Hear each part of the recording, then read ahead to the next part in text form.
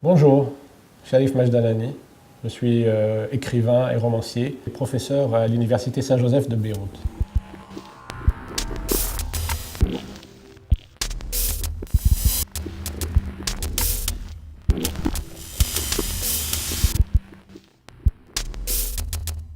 Oui, j'ai grandi au milieu des livres. Il y a eu des livres depuis que je suis petit dans la maison parce que ma mère était une grande lectrice et elle avait ramené la bibliothèque de son propre père, donc la bibliothèque de mon grand-père. Donc j'étais familier des livres, de la texture, de l'odeur des livres. Et ensuite, ma mère a acheté pour moi des collections entières d'ouvrages depuis que je suis petit. Et donc, effectivement, j'ai été entouré de livres et des livres en français qui étaient ceux de la famille de ma mère.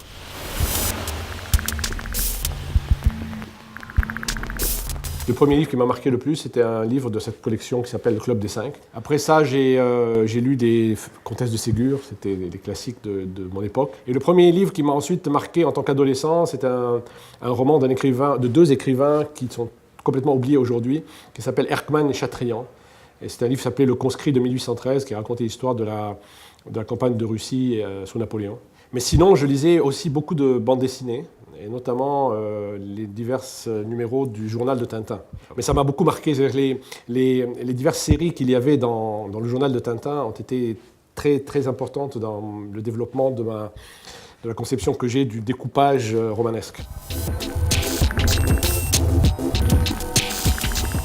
Je sais qu'à partir de 10 ans, j'ai commencé à écrire des choses. À 7-8 ans, j'ai imaginé avec un ami à moi la suite d'une sorte de dessin animé qui passait à la télévision. La télévision était en noir et blanc, c'est des trucs très, très, très flous. Et on a imaginé des suites à chacun des épisodes. Donc effectivement, j'ai écrit depuis très longtemps. Et je pense que depuis que je me rappelle de moi, depuis que j'ai conscience d'exister, je me projetais en tant qu'écrivain.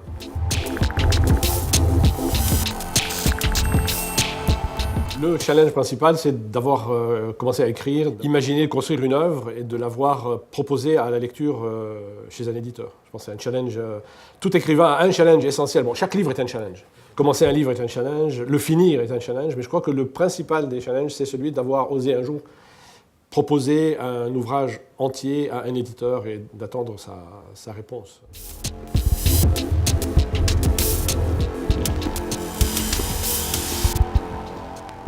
Essentiellement, le passage du temps, le développement des activités humaines sur une longue durée, l'effet ou l'influence de l'histoire et des grands événements historiques sur les sociétés, sur les hommes, sur les individus, la manière avec laquelle les hommes individuellement réagissent aux changements historiques, s'ils y résistent, s'ils les accompagnent et s'ils refusent de les voir. C'est vraiment une chose qui me passionne depuis le début et que je traite au niveau individuel et au niveau des histoires familiales, c'est-à-dire la famille comme cellule affrontant les changements historiques, et la famille incluse évidemment dans une société plus large, qui est généralement celle du Liban, mais qui pourrait être celle de n'importe quelle contrée du monde.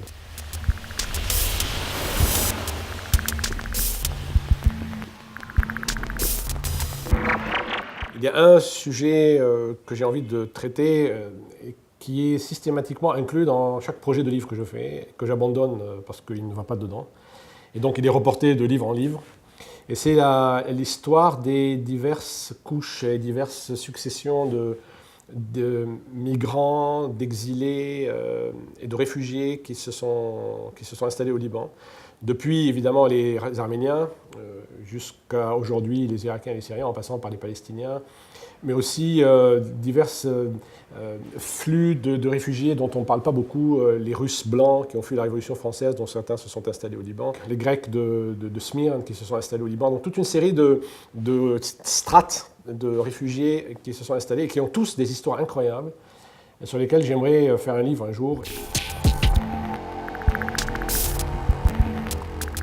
Maintenant, il y a des choses évidemment qui m'intéressent davantage ou qui me sollicitent davantage vu les sujets que je traite. C'est évidemment la façon d'être, de vivre, donc la culture libanaise, et en particulier celle des familles des villes, de Beyrouth notamment. Mais par ailleurs, plus largement, j'ai une grande passion pour l'Empire ottoman et pour l'Italie qui va du XVe au XVIIIe siècle. Et puis évidemment, tout ce qui me vient de la culture et de la littérature française.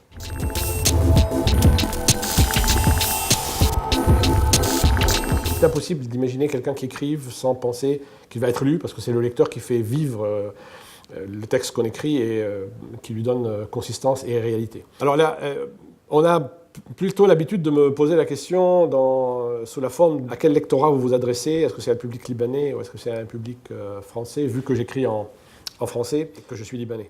Alors la réponse est évidemment, je pense simultanément aux deux publics. Mais je fais particulièrement attention, j'ai particulièrement en vue le public libanais, parce que c'est évidemment à lui de juger de la tenue et de la vraisemblance de ce que je fais. Et donc je fais très attention à être vraiment très très proche des réalités sociales et historiques, pour ne pas être pris en défaut. Et par ailleurs, c'est une des raisons pour lesquelles aussi on me dit souvent, surtout le public français et étranger, quand les livres sont traduits, pourquoi vous n'expliquez pas davantage le contexte? Et parce qu'à l'origine, mon public, le public visé est un public libanais à qui il n'est pas nécessaire d'expliquer des détails sur les événements, les guerres ou les habitudes culinaires libanaises. Mais par ailleurs, évidemment, mon souci, c'est le public français auquel je m'adresse massivement, puisque mes livres sont surtout massivement vendus en France. Et puis il y a le public en général, le public absolu, qui est le public de tout pays, de toute époque, parce que le rêve de tout écrivain, d'être lu à travers le temps, c'est un peu le rêve de toute personne qui écrit. À travers l'histoire, je pense que les hommes ont agi sur les événements parce qu'ils avaient lu. Je pense qu'on peut difficilement imaginer que la Renaissance a été ce qu'elle a été, les grandes découvertes de l'Amérique se sont faites sans que les grands découvreurs, les grands scientifiques et les grands penseurs n'aient lu. Les livres peuvent changer l'homme lui-même, l'humain qui lit. Il est évident aujourd'hui qu'un homme qui a lu un livre n'est pas le même que celui qui en a lu 100. Et le même homme, quand il a lu un livre, n'est pas le même qu'après qu'il en ait lu 100. Je pense que le lire contribue à construire l'homme. L'individu qui lit est quelqu'un qui est amené à réfléchir, à penser, à penser le monde tel que les livres les lui présentent, et du coup à évoluer lui-même, et donc à évoluer dans son rapport aux autres, à la société, et peut-être dans son apport à l'humanité.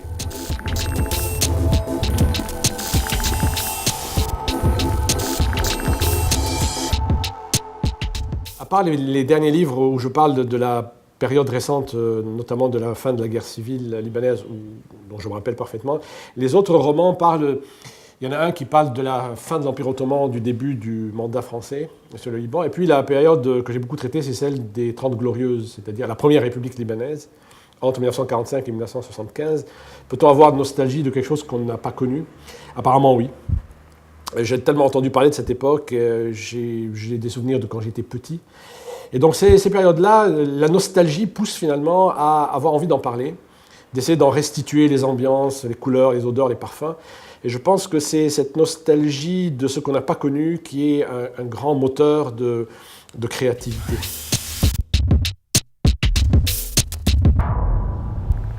C'est évident que chaque culture produit une langue, mais qu'après ça, la langue devient l'objet de tous ceux qui la parlent. Et donc je ne suis pas absolument certain que le français ne fait que refléter la culture française. C'est absurde. Mais il y a autre chose, c'est que par ailleurs, moi en tant qu'écrivain, je n'écris pas en français. J'écris dans ma langue qui se sert du français. Autrement dit, je crois que la langue est un instrument, un outil que chaque écrivain prend. Et après, il en fait son instrument, il en fait son outil à lui, il lui imprime sa marque, la marque de sa personnalité, de son individualité. Ce qui fait quand on me dit, vous écrivez en français, est-ce que c'est ceci ou cela? Je dis, mais pas du tout, je n'écris pas en français, j'écris dans mon français, dans ma langue. Je prends le français, j'en fais ce que je veux, exactement comme n'importe quel écrivain de langue arabe prend l'arabe et en fait ce qu'il veut. Et tout écrivain français aujourd'hui, si c'est un bon écrivain, c'est un grand écrivain, il n'écrit pas en français, il écrit dans sa langue. Proust n'écrivait pas en français, il écrivait en Proust. Claude Simon écrivait en Claude Simon, et aujourd'hui je pense qu'un écrivain américain comme Cormac McCarthy, il n'écrit pas en anglais, il n'écrit pas en américain, il écrit dans la langue de Cormac McCarthy.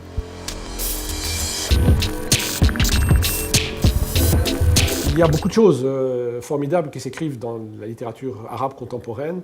Maintenant, pour ce qui concerne les romanciers libanais, il y a quelqu'un que je trouve absolument admirable, c'est Rabia Jaber. Rabia Jaber qui a écrit de grandes sagas, et notamment cette histoire des Libanais dans l'émigration aux États-Unis qui s'appelle America, qui est un roman absolument formidable que je recommande. J'ai beaucoup d'admiration également pour les romans de Jabbour Douaihi, et notamment pour ses sagas sur les familles de Zrarta. Pluie de juin, par exemple, Matar Huzayran, entre autres, hein, bien entendu. Et puis les grandes constructions romanesques de de Lies El-Khoury.